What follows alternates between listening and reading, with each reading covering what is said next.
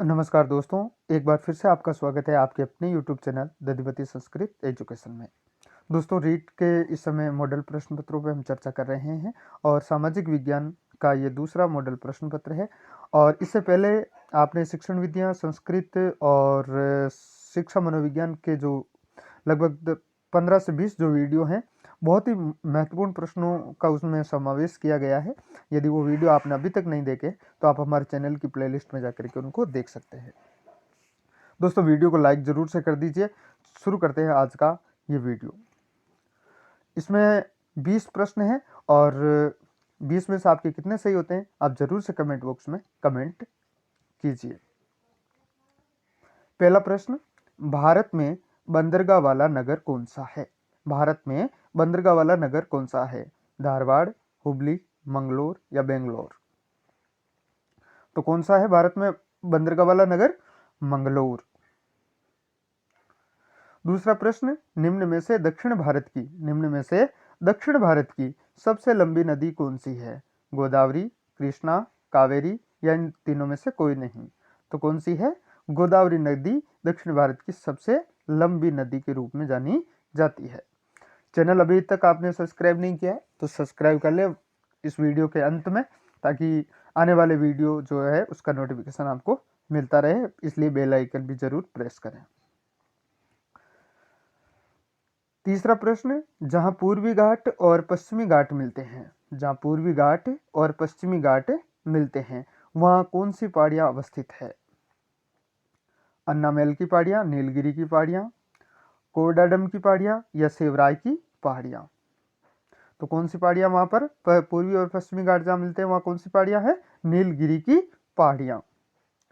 चौथा प्रश्न, मैग्नीज जो खनिज धातु है वो किस अवस्था में पाई जाती है? मैग्नीज धातु किस अवस्था में पाई जाती है? ठोस अवस्था में, नरम अवस्था में या रवाहीन, या इनमें से उपयुक्त सभी, या तीनों प्रकार से पाई जाती है?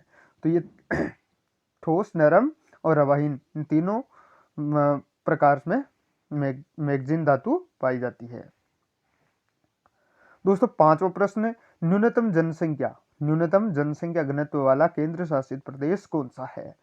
न्यूनतम जनसंख्या घनत्व वाला, लक्षद्वीप, चंडीगढ़, अंडमान निकोबार द्वीप समूह या इनमें से कोई नहीं?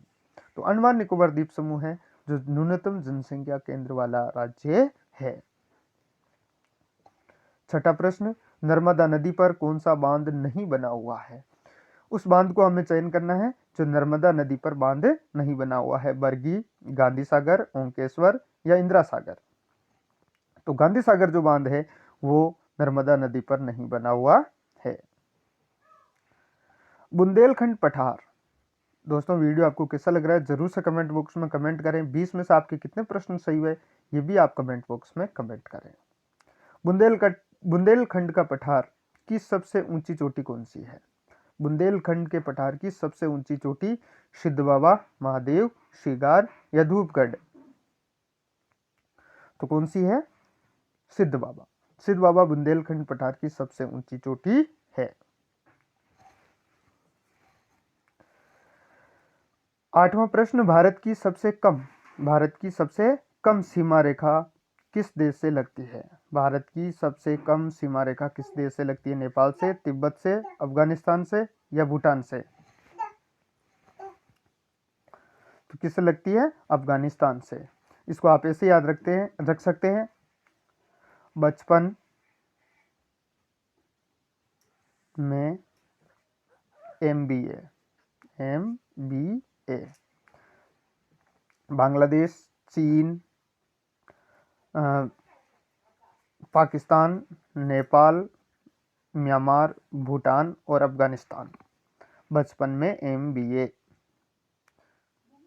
तो सबसे कम सीमा रेखा किसकी लगती है? अफगानिस्तान की। नवा प्रश्न आप यहाँ देख सकते हैं, निम्नलिखित में से कौन से ग्रह सर्वाधिक प्राकृतिक उपग्रह या चंद्र वाला है?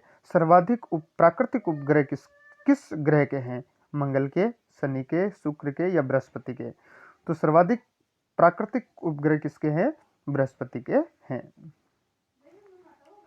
10वां प्रश्न, संसार के सर्वाधिक महत्वपूर्ण मत्स्य क्षेत्र संसार के सर्वाधिक महत्वपूर्ण मत्स्य क्षेत्र उन क्षेत्रों में पाए जाते हैं जहाँ पर गर्म और शीत धाराएं मिलती है। उष्ण व शीत वायुमंडलीय धाराएं, कोष्ण व शीत वायुमंडलीय धाराएं मिलती है। नदियों सागरों में प्रचुर मात्रा में ताजा जल प्रवाहित होता है या महाद्वीप शैल तरंगित है। तो जहां पर गर्म और शीत जो महासागरीय धाराएं मिलती है वहां पर मत्स्य क्षेत्र सर्वाधिक पाए जाते हैं। 11वां प्रश्न, विश्व में फलों और सब्जियों के उत्पादन में भारत का कौन सा स्थान है? पहला, दूसरा, तीसरा, चौथा।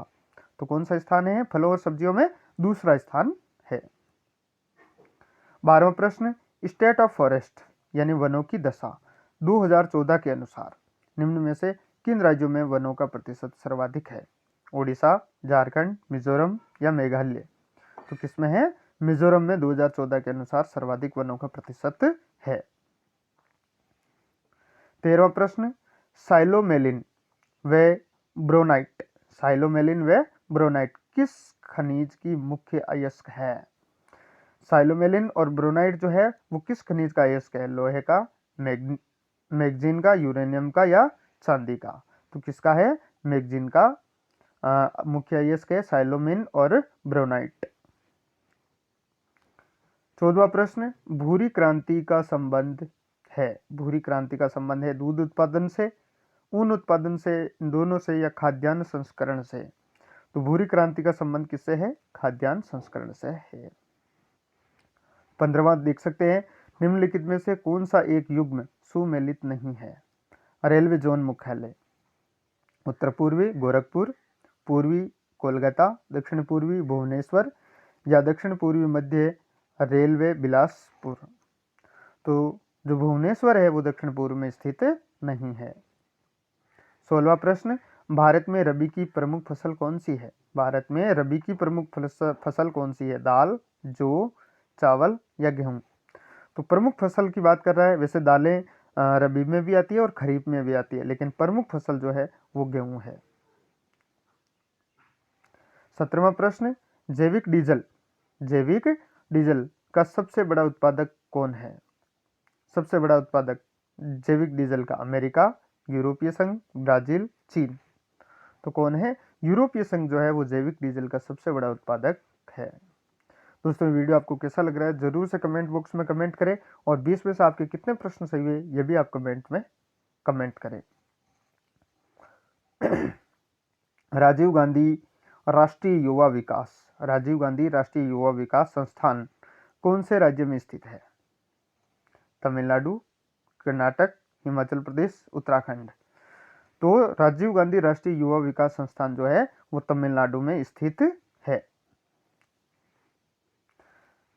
19वां प्रश्न, पृथ्वी की ग्रह संरचना में प्रवार के नीचे क्रोड निम्नलिखित में से किस एक में बना हुआ है? एल्यूमिनियम, क्रोमियम, लोहे या सिलिकॉन? तो लोहे में ये बना हुआ है। और आज का अंतिम प्रश्न, निम्नलिखित में से खिलौनों के निर्माण में काम आने वाला खनिज कौन सा है? खिलौनों के निर्माण में काम आने वाला खनिज कौन सा है? गेरू पत्थर, घिया पत्थर, फायर क्ले या चाइना क्ले? तो घिया पत्थर जो है वो खिलौनों के निर्माण में काम आने वाला सबसे ज्यादा खनिज होता है। तो दोस्तों ये वीडियो आपको कैसा लगा? यदि आपने चैनल अभी तक सब्सक्राइब नहीं किया तो सब्सक्राइब करें, बेल आइकन जरूर प्रेस करें। मिलते हैं अगले वीडियो में, तब तक के लिए जय हिंद, जय भारत।